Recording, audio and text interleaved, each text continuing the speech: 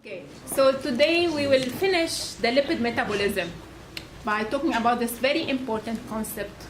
Very important concept for you as future doctor. So if you want to come out of biochemistry remembering one thing, it should be that topic, plasma lipoproteins.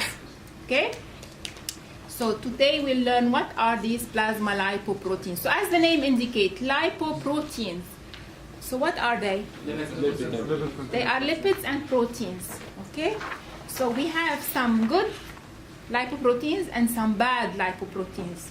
So today we're going to learn what are these lipoproteins and what make them good and what make them bad. So all lipoproteins are made of something like that. Okay? So they have inside all the hydrophobic stuff. Okay, so their function is to carry lipid, transport lipid in the blood from one tissue to another. As you know that lipid is hydrophobic, it cannot dissolve in the blood, so it cannot be transported unless we have a transport system. Okay, so this is the function of the lipoprotein, to carry the lipid in the blood. That's why everything that is purely hydrophobic will be hidden in the inside, in the core of this lipoprotein. So triglycerides will be inside, and also cholesterol ester will be inside. What is cholesterol ester? We have two types of cholesterol. We have the free cholesterol and we have the esterified cholesterol. What is the difference between the two?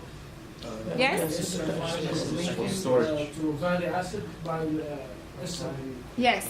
So the free cholesterol is not purely hydrophobic because it has a OH group, and that's why the free cholesterol can happily sit here on the surface of the molecule because it has an OH group which can face the water. Whereas the esterified cholesterol or cholesterol ester has no free OH. Instead, it has a fatty acid attached to the four cholesterol rings. That's why it has to hide inside. Okay, so inside a lipoprotein, we will see the triglycerides and the cholesterol ester. On the surface, we will see the free cholesterol, we'll see the phospholipids, and remember we studied before that phospholipids are what? Amphipathic. So they have a polar head which can face the water, and they have the non-polar tail which is heading to the inside of the molecule. Okay, so these are what are lipoproteins made of. Neutral lipid core containing triglycerides. So by the way, I'll be saying triglyceride or triacylglycerol or TAG or TGA or TGL. They all mean the same thing. 3 fatty acids attached to a glycerol. Okay, this is the molecule that we will be talking a lot about today. Okay, so in the shell, we have the free cholesterol, the phospholipids, and we also have the protein part. Remember, we're calling them lipoproteins. So there is a protein part. What are these proteins? We call them apolipoproteins. Okay, so the protein part of the lipoprotein is called apolipoproteins or apoproteins for short. Okay, so again, proteins are made of amino acids, and amino acids are hydrophilic. That's why it is in the shell of the molecule. It's not in the core. It's not inside. Okay, so the function is to carry lipid in the blood. And where is this lipid coming from?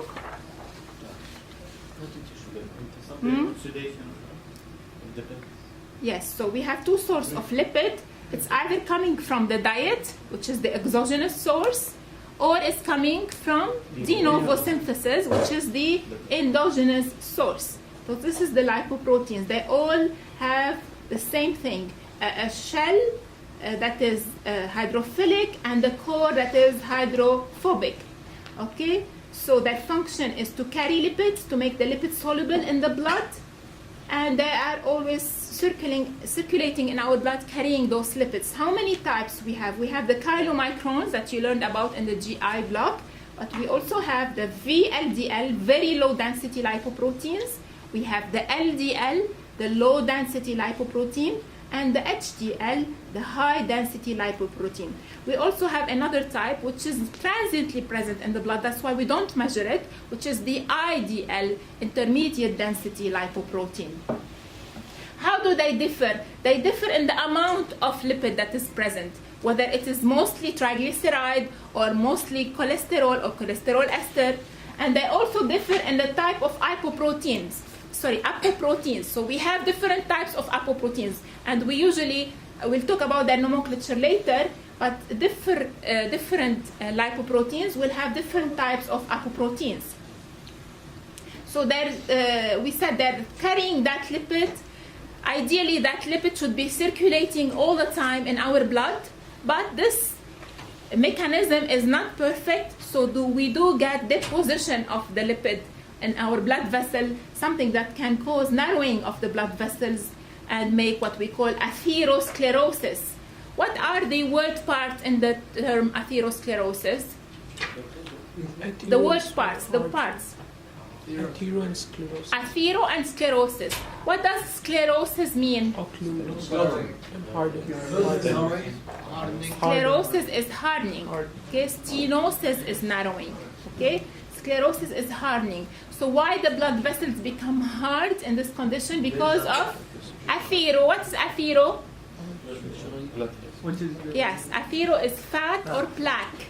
So it is the accumulation of fat in the blood. Okay, so athero is plaque or fat that is deposited in the blood vessels, and ultimately it's going to cause the narrowing of the blood vessel, which is arteriostenosis. Okay, so we have sclerosis and stenosis. We have athero for fat, we have arterio for the arteries. Okay, طيب, we talked about the composition in general, and we said that they make up our cholesterol. So when we measure cholesterol in the blood, can we measure actual cholesterol? No, we measure the lipoproteins. Okay, so when you do a lipid profile for a patient, you can measure the total cholesterol, which is the sum of all the lipoproteins. It's a sum of LDL cholesterol, HDL cholesterol, VLDL cholesterol. You cannot actually go and measure how much cholesterol in each one of them. You just measure how much of each type of lipoproteins you have. طبعا when you do a lipid profile, you do total cholesterol, you do HDL, LDL, you do the ratio, okay, of the HDL to LDL. So, but for now, just remember that for a healthy individual, they should try to maintain a total cholesterol level of less than 200 milligram per deciliter, but units can vary from one lab to another. Some labs, they express them in milligram per deciliter. Some labs, they use millimole per liter. So when you say the level, you should know the units. So this is 5.2 millimole per liter. So if we compare them in size, chylomicron is the largest in size because it has too much triglyceride. So it's very big compared to HDL. HDL is the smallest in size. But HDL, as the name indicates, high density lipoprotein. So it is the densest. And what makes HDL dense? Protein. It has too much protein, and protein is heavy. So HDL is the smallest in size, but it is the heavier lipoprotein. So how do we separate them? We can separate them according to size by electrophoresis. So when we do electrophoresis, we will learn more about it at the end of the course. So electrophoresis separates molecules according to the charge and size. Because chylomicron is the largest, it's going to be at the bottom of the gel. So if you load your gel from here, chylomicron will be the slowest in moving in the gel because it's going to be, it's a big molecule, it will move slowly. The HDL will move faster, so it's going to be here at the end of the gel. But if you separate them according to their density by ultracentrifugation, so if you spin them, who's going to be at the bottom? HDL, because it's the heaviest. Okay?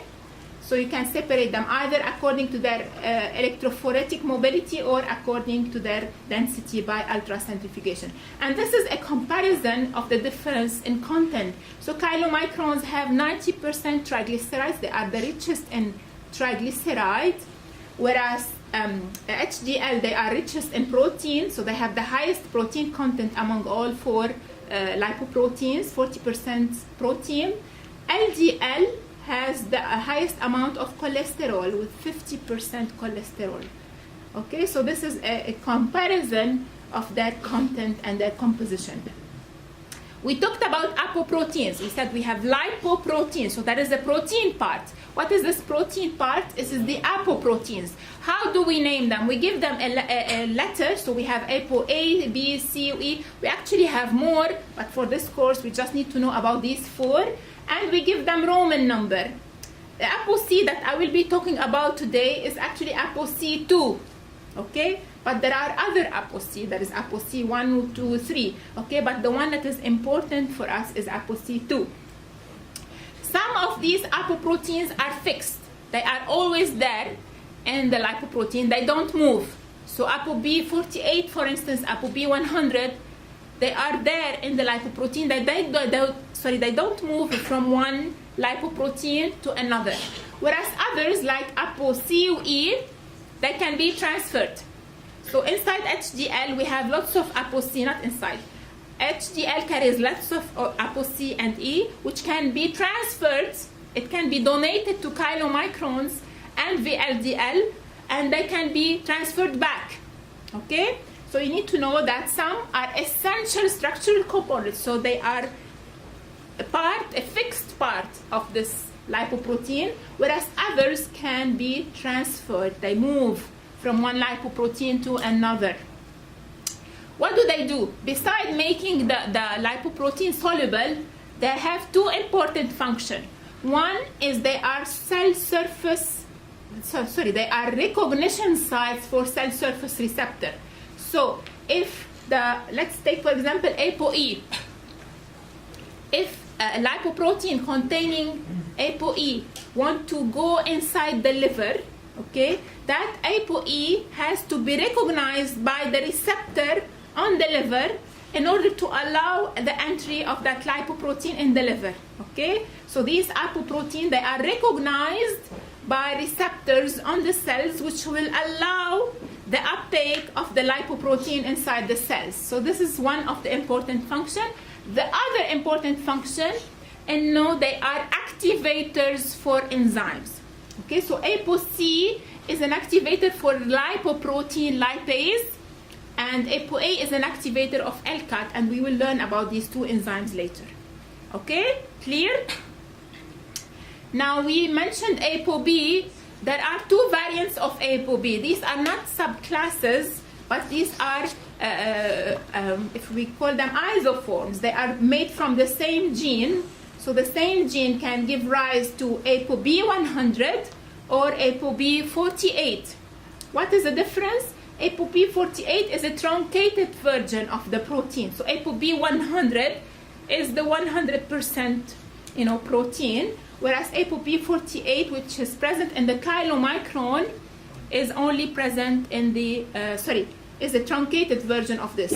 So I repeat, ApoB48 is in chylomicron, as we will see later. ApoB100 is present in VLDL and DL. And it is important because ApoB100 has a part which will bind to LDL receptors, okay? Whereas the chylomicrons, they don't have that part. So the receptors will recognize only ApoB100, but they won't recognize ApoB48, okay? Now let us talk about lipoprotein lipase. As the name indicates, it's a lipase. So what do lipases do? They break down what? Which lipid? Triglyceride. Okay, so this is in purple here is the LPL, lipoprotein lipase. So they digest the triglyceride to form what? Free fatty acid and glycerol. طيب. So which triglyceride they digest? LPL, they digest which triglyceride? They are called lipoprotein lipase. So they digest the triglyceride which is inside the lipoprotein, okay? Because we have the hormone sensitive lipase that we will learn about later. It digests the triglyceride which is present in the adipose tissue, okay? But the LPL in purple here, which is sitting in the blood vessels, okay, so it is transported in the luminal surface of the capillary endothelium, and it's in direct contact in the blood.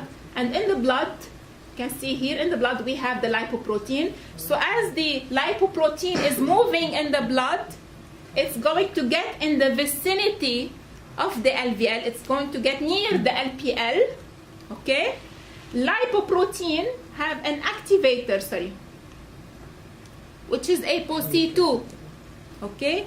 This apoprotein, remember we said apoproteins can be activator of enzymes. ApoC2 is an activator of LPL.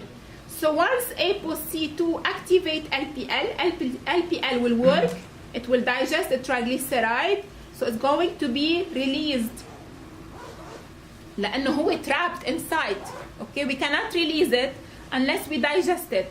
So it's going to be digested by the LPL, and it's going to be released as free fatty acids and glycerol. Okay, so this is the function of LPL, the enzyme that is in the blood. It is activated by ApoC2, and it will digest the triglyceride content of the lipoprotein. Okay, how is the activity of LPL regulated? It is activated at the genetic level by insulin. So when you consume a high carbohydrate meal, your blood sugar will goes up, right? And the blood sugar will stimulate synthesis of insulin, secretion of insulin, by the pancreas. Insulin not only is going to activate glycolysis and glycogen synthesis, but it's also going to activate lipoprotein lipase. Why we need to activate lipoprotein lipase if we are well fed? Why do you think we need to digest triglyceride? So they don't accumulate in the blood, okay? So what do we do with them? We don't want that triglyceride to be sitting inside the blood all the time. So what do we do with it? Store it. Where do we store it? Adipose tissue, okay? So if it is a very well-fed state and we're not moving, we're gonna store it in the adipose tissue. But if we are exercising and we are eating healthy, then we are just gonna be using it in the muscles, okay?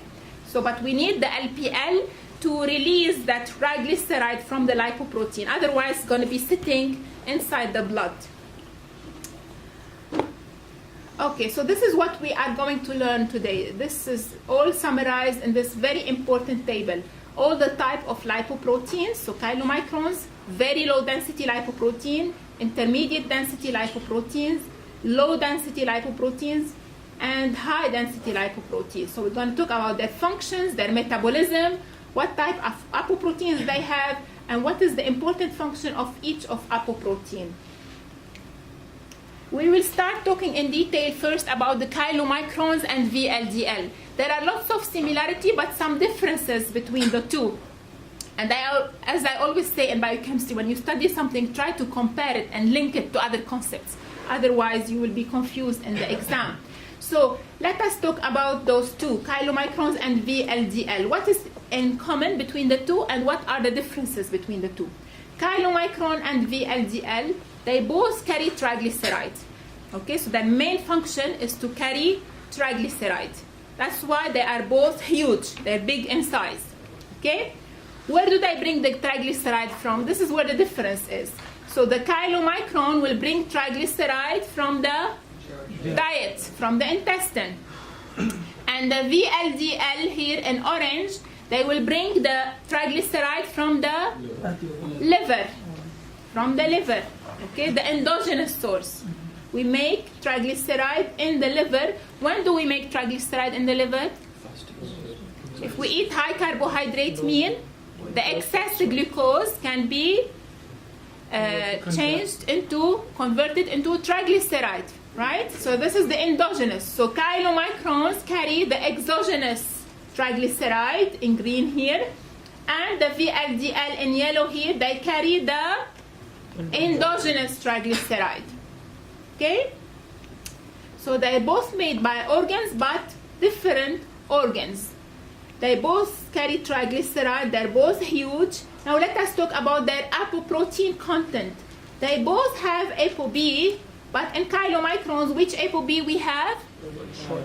ApoB48, the truncated version.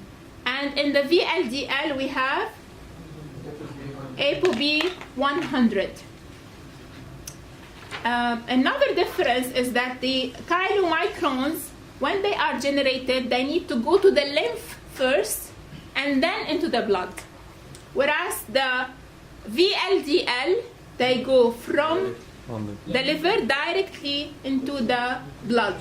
Okay, so this is the comparison between the two chylomicrons and VLDL. Now we start focusing more on chylomicron and how it is metabolized in our body. We said it is formed in the intestine. It's going to carry the dietary triglyceride and also other lipids such as the lipid-soluble vitamins, and it's going to carry the cholesterol esters. It has ApoB48, which is attached to it. It's not going to move, and we need that ApoB48 to release the chylomicrons from epithelial cells into the lymph. Okay, so you can see here it's made in the intestine, and ApoB48 is attached to it in the intestine because it's going to be needed to release it to the lymph, and then from the lymph into the blood. Here in your textbook, they talk about CE and C. C is free cholesterol, CE is cholesterol ester. But in the Kaplan book, they actually specify, where is it? I missed it. Here, okay. So the chylomicron are mainly carrier of cholesterol esters. Okay, CE is cholesterol esters, whereas the VLDL, they are mainly carrier of free cholesterol. Okay, so it's important to notice that difference, which is not emphasized in your textbook. Here they say CE. طيب. It is the chylomicron because it's very large and it's rich in triglyceride. It is the one that is responsible for the milky appearance of the blood. So if you take a blood sample from a patient after having a high-fat meal, the blood is going to look turbid or milky, okay, because of the large amount of chylomicrons, okay?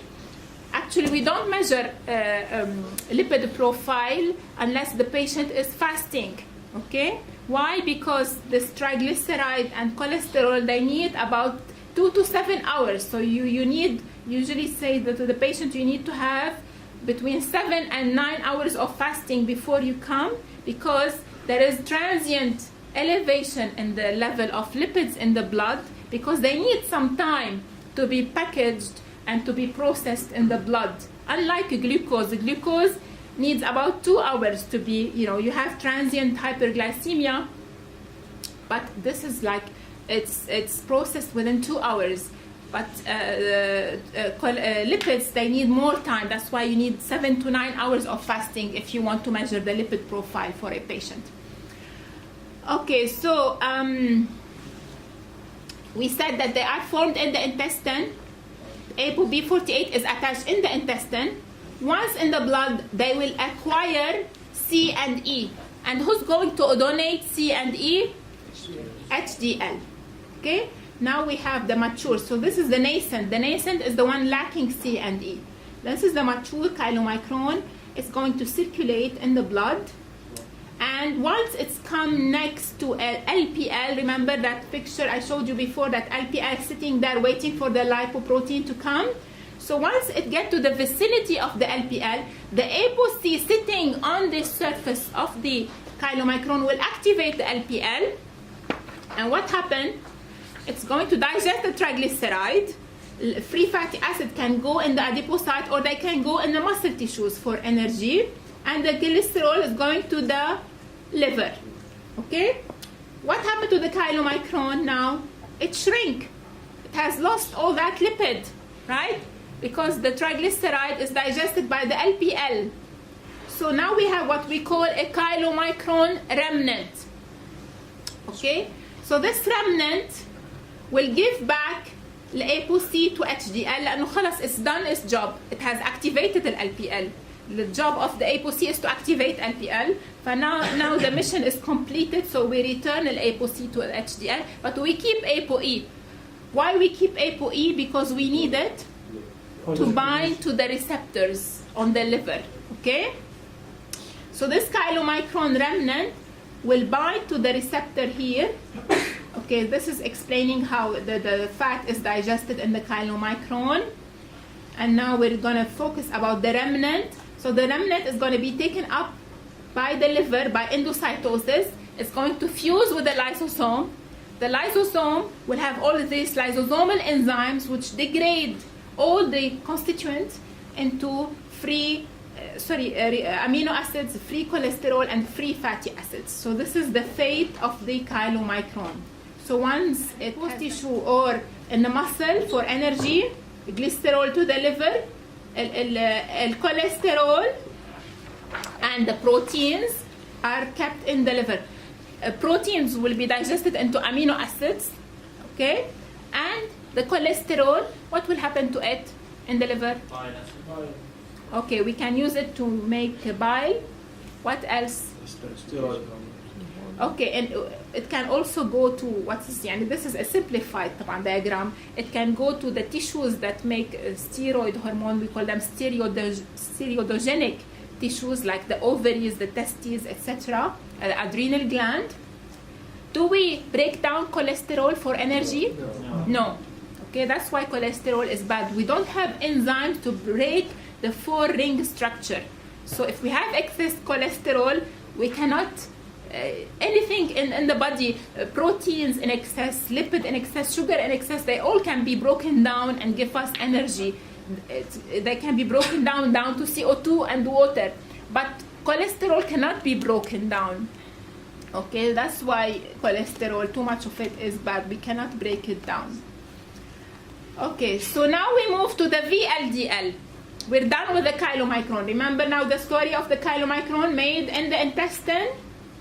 It will be digested by LPL, forming the remnant, triglyceride, in the adipose or the muscle, the cholesterol in the liver. Now, what is the story of VLDL? VLDL, we said it is made where? Liver. In the liver. And which apoprotein it has? ApoB100 is the one that is permanently there. Okay? And again, ApoB100 will be important to release the VLDL from the liver into the blood. Once in the blood, it's going again, like the same story, like the chylomicron. It's going to acquire C and E from HDL. Okay, then we will have the mature VLDL, which is moving in the blood. In the blood, it's going to meet Lipoprotein. LPL. Who's going to activate LPL? ApoC2. Same story. It will activate LPL. What will happen to the triglyceride? Broken down. So, and then the free fatty acid. Muscle and adipose, glycerol to the liver. Now, what is the remaining? There we had the chylomicron remnant. Here we have, what is this? Yes, intermediate density lipoprotein. Do we measure intermediate density lipoprotein in the blood? No. Why we don't measure it? It's transient state. So it's just formed, and then what will happen to it? Two fates. Either it can go back to the liver, as it's shown here. So it can, the IDL, once it's formed, okay, it can go back to the liver, but mostly what will happen to it is going to be changed to LDL. And how do we change IDL to LDL? We will add cholesterol ester. And where are we going to get the cholesterol ester from? HDL. So the HDL, okay, will donate cholesterol to IDL, and IDL will become LDL. Okay? So let's repeat. VLDL is digested by LPL. It will change to IDL, which is the VLDL remnant. مش كايلو هونيك كان عندنا كايلو مايكرون remnant. Here we have VLDL remnant, which is IDL. IDL can be picked up by the liver through the ApoE receptor. The remaining will move in the blood. It's a transition particle, that's why we don't measure it. The IDL will acquire cholesterol ester from HDL via something called CETP. What CETP is? Cholesterol ester transfer protein. It transfers cholesterol ester from HDL to LDL.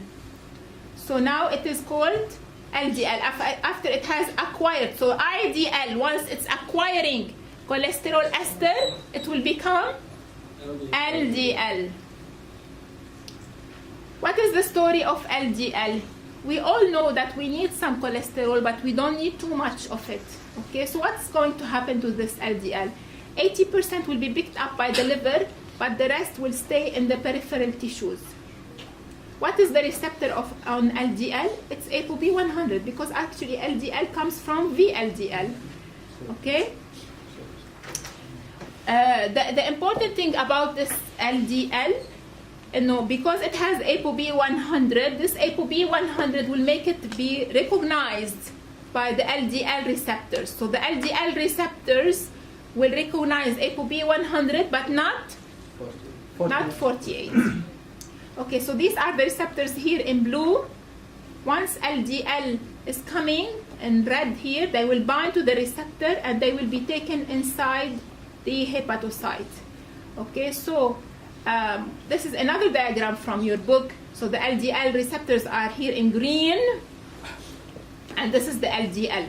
So let us take a careful look on this diagram. So where are the LDL receptors located?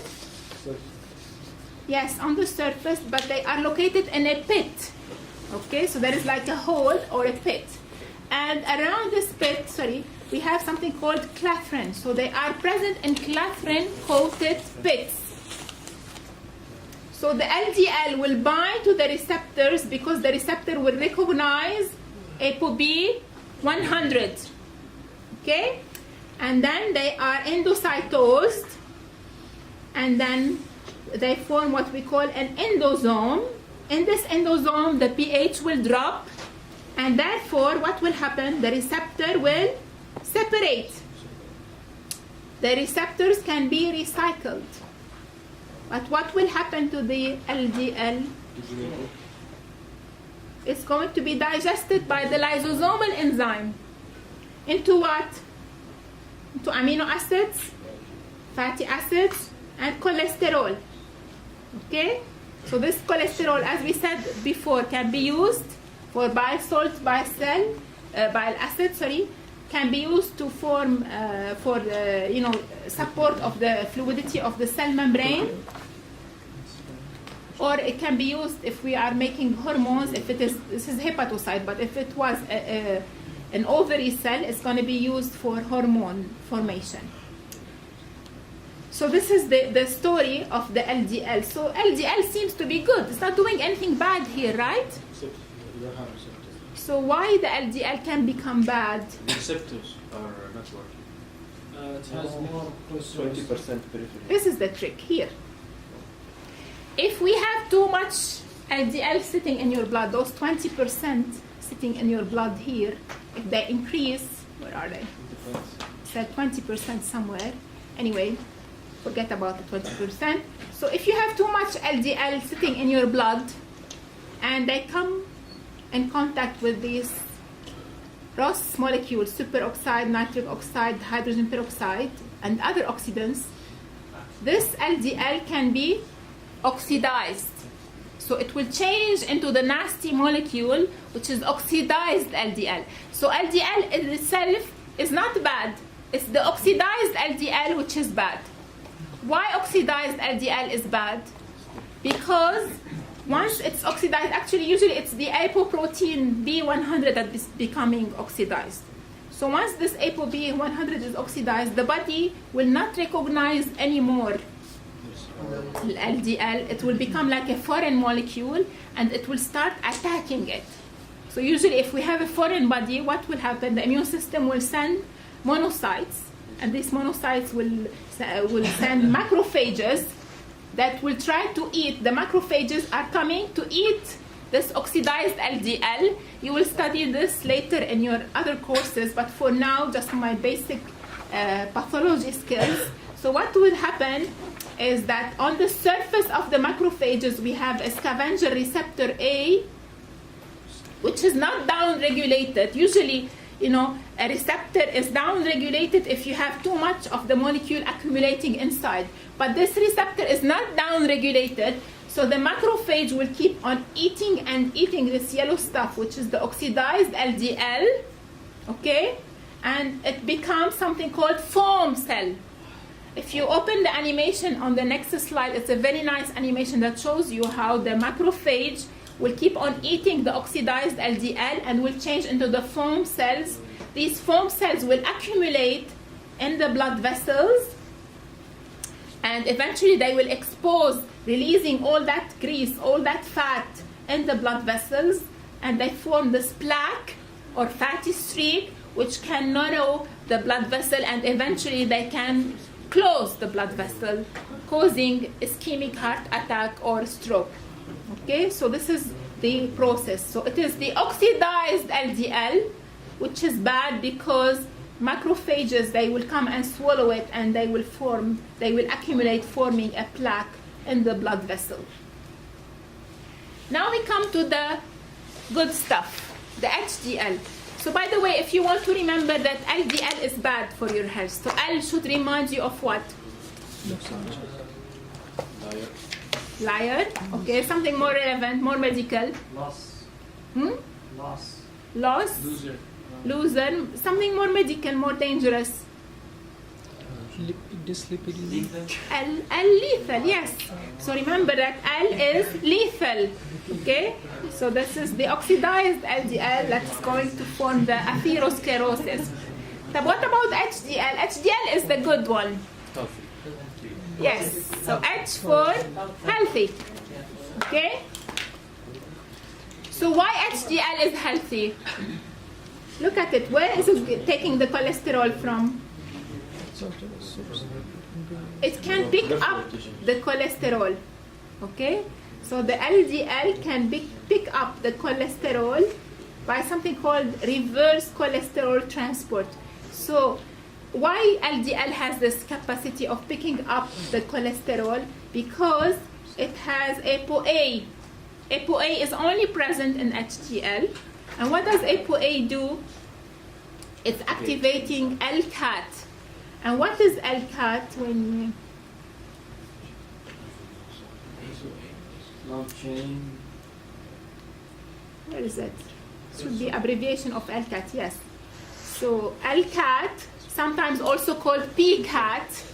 Okay, so L for lecithin, P for phosphatidylcholine, cholesterol acyltransferase. So it transfers a fatty acid, adding it to cholesterol for cholesterol to become cholesterol ester.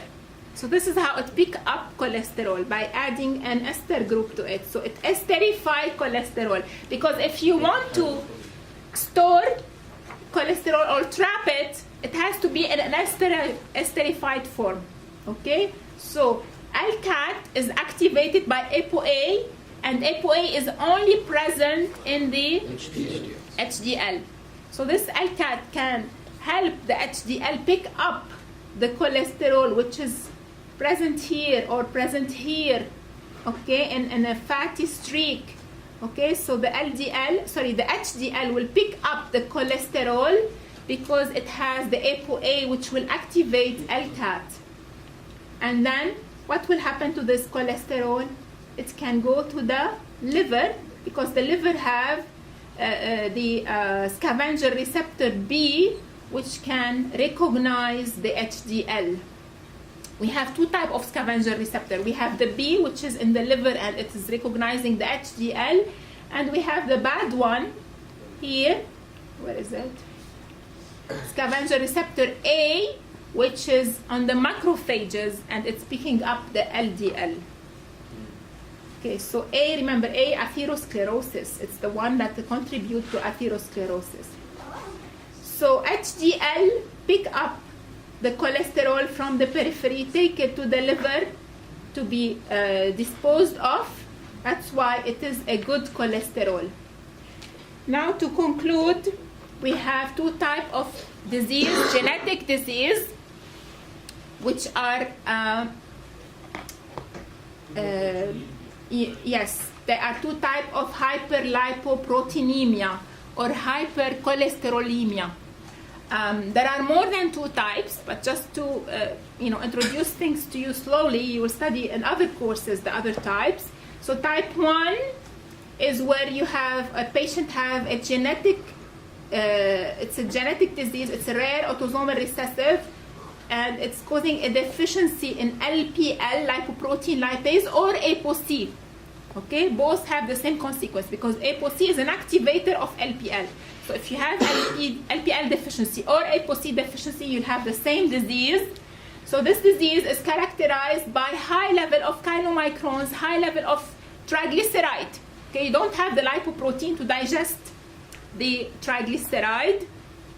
So there will be too much triglyceride in the blood, and they will appear at the skin, forming these xanthomas, xanthomas which are orange-red, because there are different types of xanthomas, but this is the orange-red type is the one that is present in this disease.